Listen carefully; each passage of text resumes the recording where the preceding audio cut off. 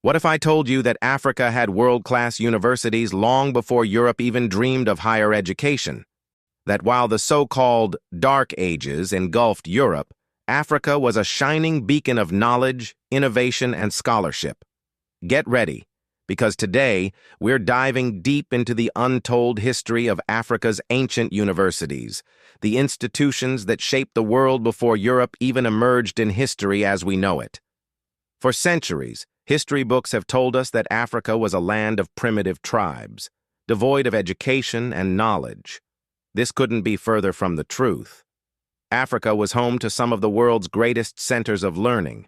In fact, African universities were thriving when Europe was still struggling to find stability after the fall of Rome.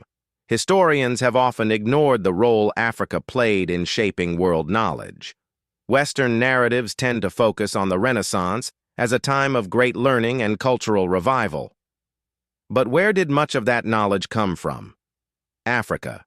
Scholars in Africa were mastering fields of study centuries before many European intellectuals even had access to books. The legendary city of Timbuktu, founded in the 5th century, became one of the greatest intellectual hubs in the world. By the 14th century, the University of Sankore in Timbuktu had a library that rivaled the greatest collections in Alexandria and Baghdad. Scholars from across Africa and the Middle East traveled here to study subjects ranging from astronomy to medicine, mathematics to philosophy.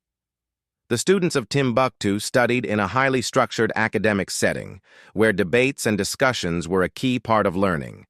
The vast collections of manuscripts contained knowledge on a wide range of disciplines, including history, law, mathematics, geography, and even early chemistry and physics. One of the most fascinating discoveries in Timbuktu's libraries was its advanced knowledge of medicine. Physicians wrote detailed treatises on surgical techniques, anatomy, and herbal medicine. They documented remedies that are still in use today. Did you know that the oldest continuously operating university in the world isn't in Europe, but in Africa? The University of Al-Qarawiyyin in Morocco, founded in 859 AD by Fatima al-Fihri, has been granting degrees for over 1,000 years. It was a center of Islamic learning and influenced the development of European universities during the Renaissance. Al-Qarawiyyin was instrumental in the transmission of knowledge from Africa and the Islamic world to Europe. Many European scholars, including those who helped spark the Renaissance, traveled to study there. Mathematics, astronomy, philosophy, and law were core subjects. Scholars from this university played a crucial role in translating and preserving Greek and Roman texts that would later become the foundation of European education. Without African scholars, much of the ancient world's knowledge might have been lost. Before Al-Qarawiyyin, before Sankore, before even Greece, there was Egypt. Ancient Egypt had schools, libraries, and even a prestigious institution known as the 𝐻𝐸, or House of Life. Here, Egyptian scholars studied medicine, architecture, and theology, and their knowledge shaped Greek and later European sciences. The Greeks, including famous thinkers like Pythagoras, Socrates, and Plato, studied in Egypt. Many of their ideas on geometry, astronomy, and philosophy were directly influenced by Egyptian teachings. The 𝐻𝐸 was not just a temple. It was an intellectual powerhouse where the brightest minds gathered to explore the mysteries of the universe. Further south in Nubia, the city of Meroe was home to an advanced civilization that excelled in metallurgy, engineering, and writing. The Nubians developed their own script, distinct from Egyptian hieroglyphs, and established an intellectual tradition that thrived for centuries. Archaeologists have uncovered evidence that Nubian scholars had an early understanding of calculus, medicine, and astronomy. Their use of iron tools was far ahead of many civilizations of their time. Great Zimbabwe wasn't just a trading empire, it was also a center of learning. Scholars here studied astronomy, mathematics, and governance. The sheer complexity of its stone architecture, built without mortar, reflects a deep understanding of engineering and physics. The city's structures reveal knowledge of advanced building techniques.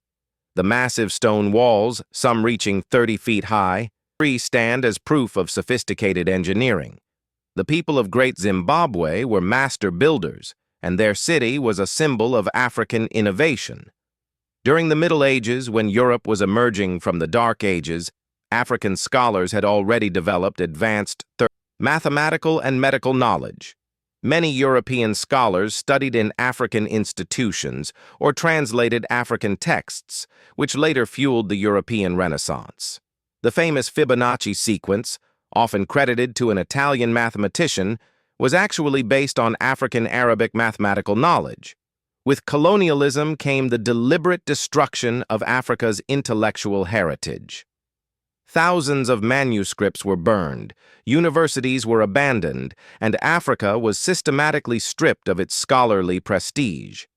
The false narrative of an uneducated Africa was created to justify colonization.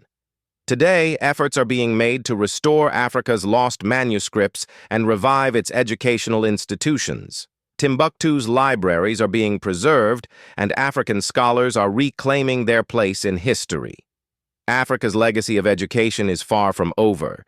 With advancements in technology and a renewed focus on historical scholarship, Africa is once again emerging as a leader in knowledge and innovation. History is not just what we are told, it's what we uncover. Don't forget to like, share, and subscribe for more eye-opening history content. See you in the next one. Want to learn more about the untold stories of history? Don't forget to like, comment, and subscribe for more content that brings hidden history to life.